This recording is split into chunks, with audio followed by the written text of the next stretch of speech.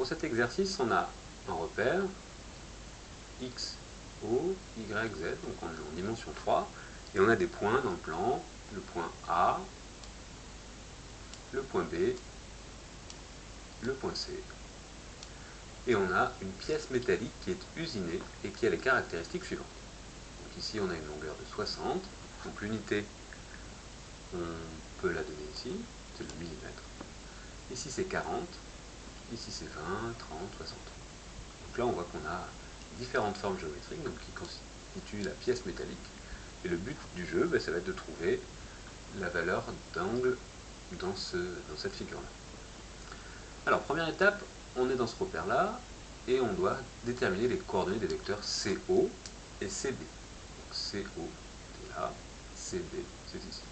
Alors c'est pas très compliqué, on a les coordonnées de O et les coordonnées de C. Les coordonnées de C, et bien plus qu'ici j'ai 30, suivant l'axe des X c'est 30, suivant l'axe des Z, d'accord, parce que ici c'est Z, donc là les étudiants font souvent la confusion sur l'ordre des coordonnées.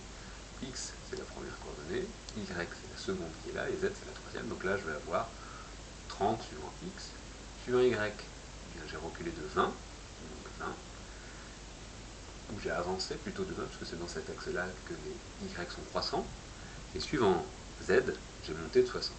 Donc j'ai bien pour les coordonnées du point C, 30 suivant X, 20 suivant Y, et 60 suivant Z.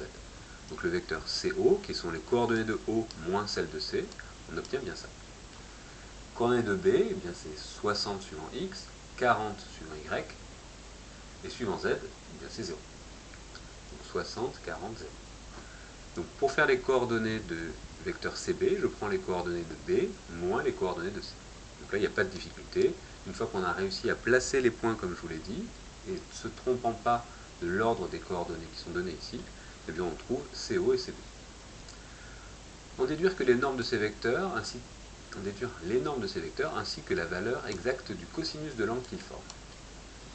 Alors, pour avoir l'angle entre deux vecteurs, on commence par calculer le produit scalaire de deux façons différentes. Donc le produit scalaire, on sait que c'est la norme du premier vecteur fois la norme du second fois le cosinus entre les deux. Donc je calcule la norme de CO, racine carrée de 30 au carré plus 20 au carré plus 60 au carré. Donc là je trouve 70. Pareil pour CB, puisque ce sont les mêmes valeurs au signe près. Le produit scalaire, je peux calculer de deux façons différentes. Je sais que c'est moins 30 fois 30, plus moins 20 fois 20, plus moins 60 fois moins 60. Donc je trouve 2300. Donc ça c'est en calculant le produit scalaire. Donc là j'ai commencé un petit peu dans le désordre. J'ai fait moins 60 fois moins 60, ça fait 3600. Moins 30 fois 30, ça fait moins 900. Et moins 20 fois 20, ça fait moins 400. D'accord, on calcule le produit dans l'ordre qu'on veut. C'est vrai que j'aurais pu mettre plutôt moins 30 fois 30, moins 20 fois 20 et moins 60 fois moins 60. En tout cas, on trouvera de toute façon 2300 pour le produit scalaire COCB. La norme de CO 70, norme de CB 70, donc je sais que 70 fois 70 fois le cosinus de l'angle entre les deux est égal à 2300. Donc ça c'est des choses que nous avons déjà vues dans les exos précédents pour déterminer la valeur du cosinus d'un angle entre deux vecteurs. Donc là j'ai le cosinus de l'angle qui est 23,49. Donc c'est bien plus petit que 1, donc c'est le cosinus d'un angle. On nous demande uniquement la valeur exacte du cosinus de l'angle. On verra, si on nous avait demandé la valeur de l'angle, j'aurais dû faire arc cosinus de cet angle-là, et puis j'aurais eu une valeur au signe près. On verra ça par la suite. Dire par la collinéarité ou non de deux vecteurs si les points A, B, C sont alignés. Donc, pour dire que trois points sont alignés, eh bien, il suffit de dire que deux vecteurs, par exemple AB et AC, sont collinéaires. Donc ici on va regarder ça, je vais calculer les coordonnées du vecteur AB. Donc, coordonnées du vecteur AB, c'est coordonnées de B moins coordonnées de A. Le point A, c'est 0 suivant X, 0 suivant Y, et 90 suivant Z. Donc je prends les coordonnées de B moins celles de A, j'obtiens ce vecteur-là. Pour le vecteur AC, coordonnées de C moins coordonnées de A, j'obtiens ce vecteur-là. Est-ce que c'est proportionnel? Eh bien, vous passez de là à là, j'ai divisé par 2, là aussi, ah mais là j'ai divisé par 3. Donc ça veut dire que ce n'est pas proportionnel. Donc les vecteurs ne sont pas collinéaires, donc les points ne sont pas alignés. Ça paraît à peu près juste sur le dessin, mais comme c'est une représentation, on aurait pu avoir un dessin sur lequel ça paraît aligné, mais ça ne l'est pas. Donc là, ça ne paraît pas aligné et ça ne l'est pas. Donc ça confirme un peu notre intuition. Calculer à l'aide du produit vectoriel, enfin d'un produit vectoriel, l'aire exacte du triangle OBC. Eh bien, l'aire d'un triangle, c'est 1/2 de la norme du produit vectoriel de deux côtés de ce triangle. Par exemple, CO et CB. CO, on l'a déjà calculé, CB aussi. On a juste à faire le produit vectoriel entre ces deux vecteurs-là. Donc je rappelle, on barre une ligne, on fait le gamma. On barre la deuxième ligne, on a réécrit en dessous, moins 30 et 30, on fait le gamma. Et enfin, on barre la dernière ligne et on fait le gamma ici. Donc ça, on l'a déjà fait plusieurs fois, je ne rentre pas dans le détail des calculs. Ce qu'il faut comprendre, c'est la méthode.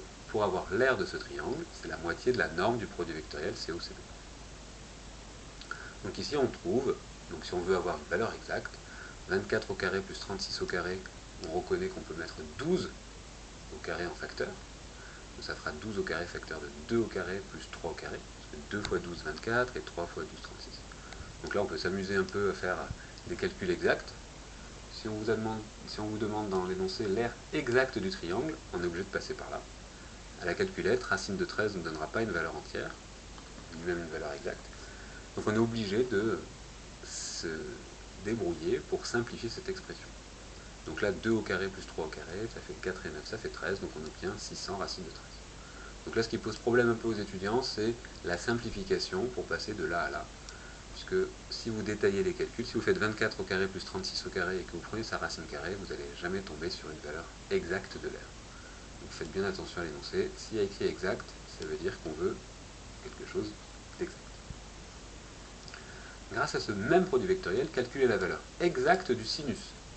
Alors, le sinus, on se rappelle que si j'ai un produit vectoriel, la norme du produit vectoriel de deux vecteurs, c'est la norme du premier fois la norme du second fois le sinus entre ces deux vecteurs-là. Donc là, la norme de CO, on l'a déjà calculée, c'est 70. La norme de CB, c'est 70 aussi. Et le sinus entre les deux. Donc on obtient que sinus alpha est égal à ce nombre-là. Donc 1200 racine de 13 sur 4900. Alors le 1200, c'est la norme de CO vectoriel CB, c'est deux fois ce truc-là, puisque là j'ai 1/2 qui est égal à ça. Donc la norme de CO vectoriel CB, c'est deux fois ça, donc c'est 1200 racine de 13. Et c'est aussi égal à la norme de CO fois la norme de CB fois le sinus entre les deux. Donc c'est pour ça qu'on tombe là-dessus.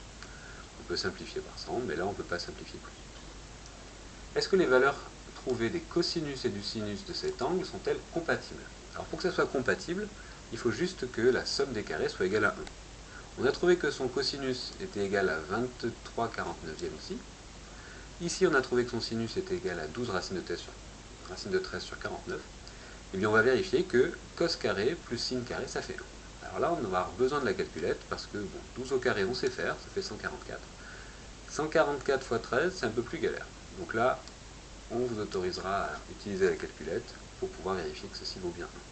Mais ici, il fallait bien donner les valeurs exactes, parce que dans l'énoncé, on vous dit donner la valeur exacte du sinus de l'angle formé par les vecteurs COC. C'est important de bien lire les annonces. Même si on vous autorise à la calculatrice, si c'est la valeur exacte qui est demandée, on ne donnera pas de points si c'est une valeur approchée.